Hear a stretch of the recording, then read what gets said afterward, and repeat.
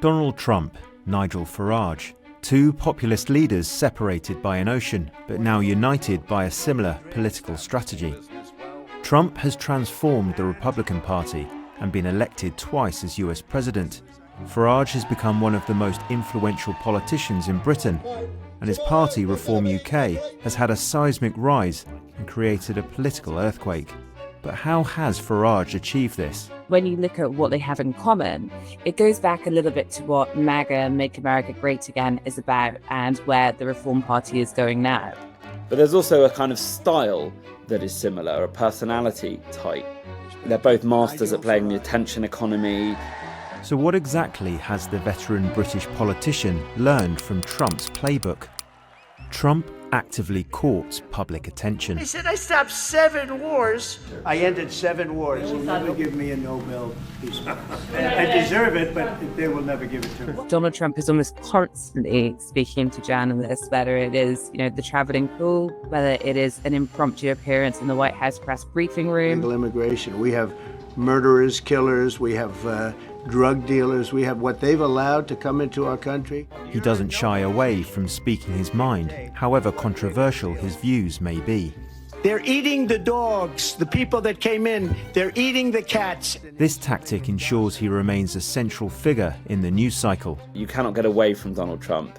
He's constantly on your television screen, he's constantly on your phone screen. His voice, his opinions, his words are everywhere. In the first term, Steve Bannon called it almost flood the zone. So you put so much information out that people don't know, what exactly to focus on. You dominate the narrative that way. Farage, like Trump, loves the media spotlight and has learned from him that controversy gets you noticed. Here in London, men don't wear watches, women don't wear jewellery, and don't get your mobile phone out, otherwise somebody on a moped will take it. We're actually facing, in many parts of our country, nothing short of societal collapse. This wall-to-wall coverage also forces his rivals to spend their time reacting to his latest comments, making him a central character in the news cycle. Imagine living in the Trump-inspired country Farage wants us to become. The fact is, Nigel Farage is copying our homework. When was the last time that you heard Nigel Farage say anything positive about Britain's future? I think Nigel Farage is learning from some parts of the Trump media playbook, in the sense he does dominate the news agenda.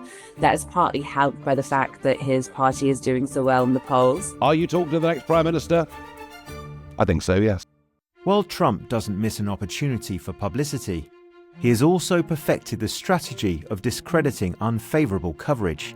CNN and MSNBC are fake news. The fake news media right back there, all those people with the cameras. And the fake news treats me much differently than they treat other people.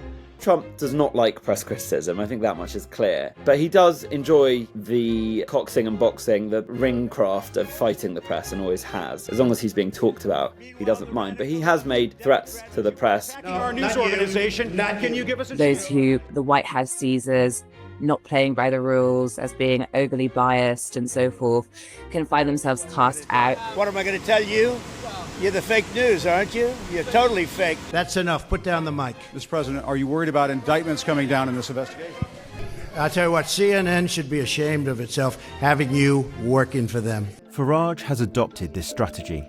He consistently frames traditional media outlets as a biased, corrupt elite that are hostile to the will of the people. Boy, we are doing well. How do I know? The level of attacks. I do have a voice in this. I do have skin in the game. But of course, the sneerocracy, it's all too much for them.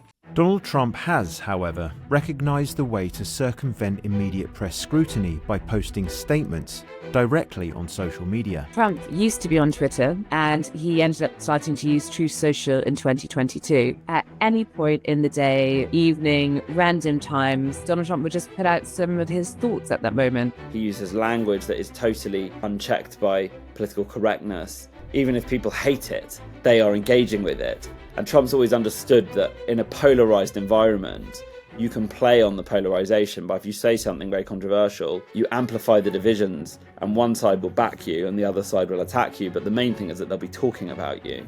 Farage also now uses platforms where he has direct, unfiltered access to his audience. He'll go to a barber's shop and point to the problems that he is critiquing in Britain. There's literally thousands of them, isn't there, sprung up all over the country.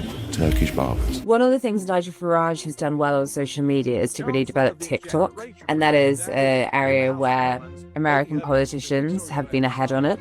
And in the UK, you haven't really seen the parties pick it up. And when you look at the Reform Party, and its appeal particularly to young men, of which, of course, Donald Trump at the last election made a big pivot towards young men, whether it was social media or the manosphere, finding ways to reach younger men. You can see Nigel Farage learning from that. 6 million people watched stuff I put up online last week. The cornerstone of the Trump playbook is the binary divide, the people versus the elite. Donald Trump has, of course, toured the country, speaking at rallies, speaking to his base. And in those, there's often this idea of the elites, largely in Washington, D.C., but you can also find them in Gavin Newsom's California. There is a part of America that wouldn't let real Americans voice what they were really concerned about. And Donald Trump speaks to that. Although Trump was born to a wealthy family and has always had a very gilded way of life, I think a lot of Americans don't mind that because they think, well, maybe I'll be rich one day, but also wealth is good. Like, it's good this guy's successful. We want someone successful to run our country. Although similarly born into wealth, Nigel Farage portrays a man of the people image in order to connect with his supporters. If you attend a Reform event across the UK, and often there's smaller ones on weekends, Farage, when he does these visits, he will always go to the pub after, and it will usually be a Wetherspoons, and therefore there is just a bit of a sense of the man of the people energy.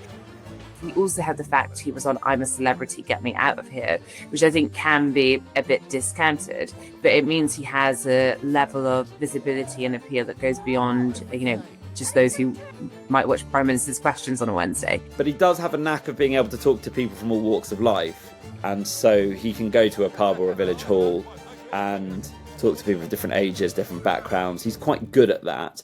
Is Nigel Farage following the Trump playbook? In some ways, yes. Every politician is going to be a bit different, but he is learning from what has gone right for Donald Trump. Britain and America, for all their differences, do have a lot of deep-lying cultural and political similarities. And it's very interesting that these two figures, both very typical of their own cultures, have succeeded simultaneously by using quite similar approaches, by exploiting the limits of liberal discourse. I think right now, Nigel Farage is really benefiting from the collapse of the two-party system in the UK, and that is creating an opportunity for him. He is using some lessons from America, some lessons from just being in the political game that long, because he knows that he has one shot at becoming Prime Minister, and he doesn't want to blow it.